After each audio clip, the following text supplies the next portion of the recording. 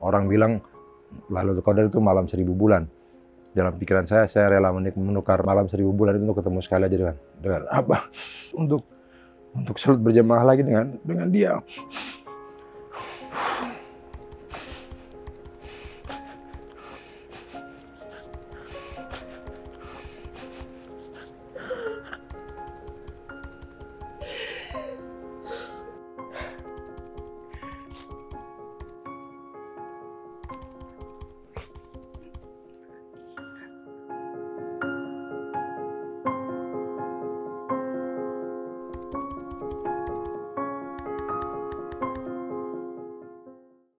Halo guys, nama gue Pangeran Arga Ritonang, biasa dipanggil Elan. Umur gue 22 tahun, dan gue udah jadi member Y Team sejak gue umur 3 tahun. Gue Randi, gue menyandang sebagai yatim itu sejak 2012.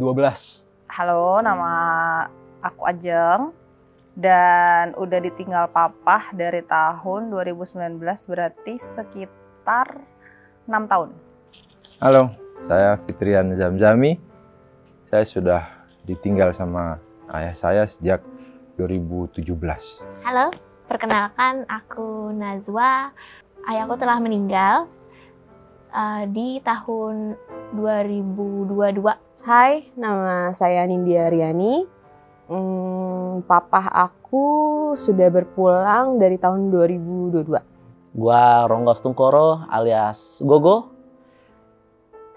Yatim dari tahun 2018, berarti udah 7 tahun ya. Nama gue Agung Sasongko, gue ditinggal bokap itu 2 tahun lalu lah.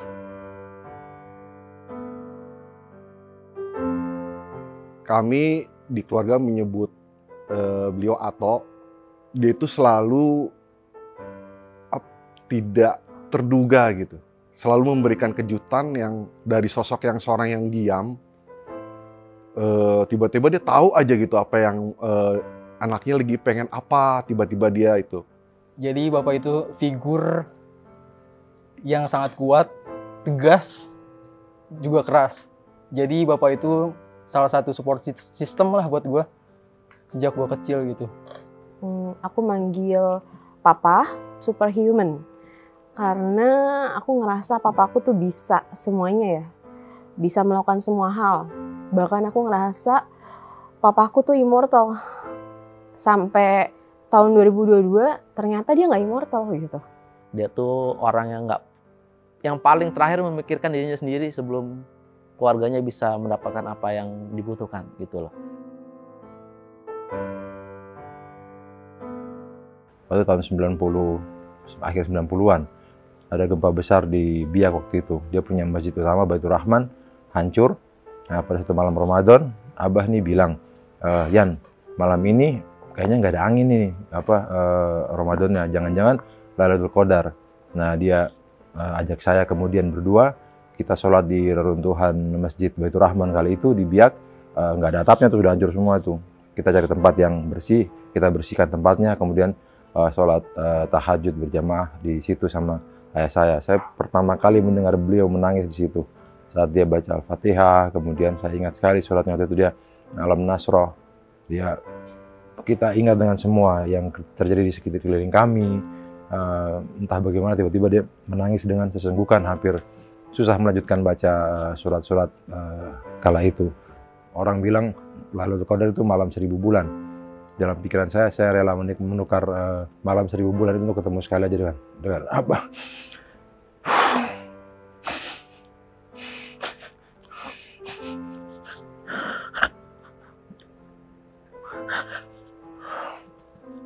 Untuk salat berjamaah lagi dengan dia. Di halaman rumah, depan rumah, itu bapak tuh sering ngajarin gue main bola jadi kiper. Gue sih tahu ya tujuannya apa, karena kan bokap dulu kiper. Pengen lah ada salah satu anaknya yang nerusin dia jadi kiper gitu. Gue juga tahu sih sebenarnya ini apa ya, cara bokap gitu ngajarin gue arti semangat walaupun banyak rintangan nanti ke depannya pasti bisa dilaluin gitu. Ibaratnya kita jadi kiper, kegolan itu kan sebuah kegagalan. Kita bangkit lagi untuk menepis kegagalan itu gitu. papa ngasih bunga rose merah ke ibu itu kayak somehow masih keinget tuh scene-nya. Itu satu, kedua berantem hebat sih tuh, kayak konsol itu ambil dilempar karena apa? Karena papa ngegigit tangan gua. Ngegigitnya karena gemes gitu. Papaku tuh orangnya rapih. Ini kemeja papaku. Dan papaku tuh selalu pakai kemeja. Bahkan teman-teman SMA aku tuh juga kalau ke rumah tuh pasti mereka tuh inget Papa Hajeng tuh rapih. Even di rumah tuh dia pakai kemeja. Kalau ada tamu tuh dia pakai kemeja. Aku sama papa sih suka nonton OVJ ya. So unpredictable soalnya papa meninggal bulan September. Bulan Novembernya aku kerja di stasiun TV yang produksiin program OVJ itu, dan aku kerja juga di situ di program itu. Tuh bener-bener mind blowing, kayak berarti aku ditempatin situ sekitar 2 bulan atau 3 bulan setelah papa nggak ada. Jadi kerjaan aku selama syuting di program yang lucu itu adalah menangis. Di saat yang lain ketawa, aku di belakang panggung nangis karena harusnya papa lihat. Harusnya papa tahu aku kerja di tempat dia biasanya. Jadi hiburan kalau udah pulang kerja capek. Tapi dia gak sempet lihat. Dia gak sempet tahu. Cukup bikin stres juga pada saat itu karena gak bisa ngedefine emosi. Harus ketawa dan nangis. Setiap selesai acara pasti pulang langsung nangis. Senengnya ya cuma senyum doang, sama dia ciri khasnya gini. Kalau dia selalu tuh gitu, bokap tuh. Dia selalu gitu, kalau apapun yang dia mengekspresikan senang ke anaknya, ke cucunya gini dengan senyum yang khas banget gitu. Itu tuh yang gue ingat dari bokap sih. Papa gue tuh kan penyanyi ya, vokalis. Dia punya band. Kerjanya tuh ya manggung di kafe-kafe, nyari uang di situ. Jadi kayak lagu-lagu yang romantis. Bed of Roses itu kayak papa gue banget lah, Bed of Roses. Dan romantis orangnya, jadi itu dinyanyiin nama buat mama gue, bikin kelepek-kelepek. Gitu, orang romantis. Jago lah gitu. I wanna lay you down in bed of roses. For the night I'll sleep on bed of nails. Gitulah.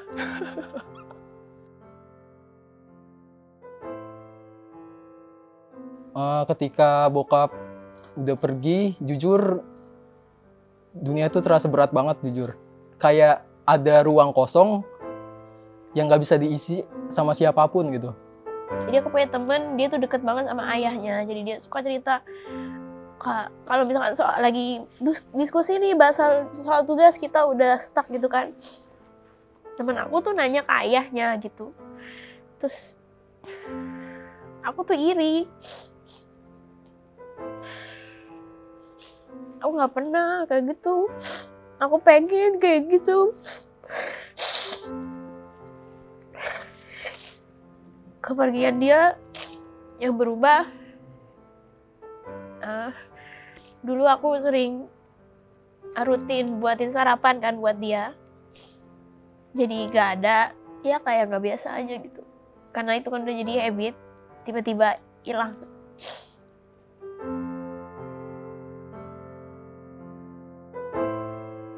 Gue cuma mau bilang terima kasih toh yang udah memberikan segalanya ya, memberikan yang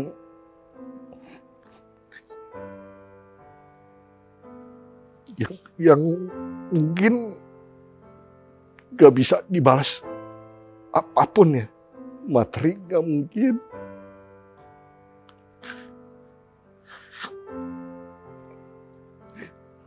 Lo setelah menjadi suami, ayah dan kakek yang baik, itu udah luar biasa banget. Terima kasih atas segalanya.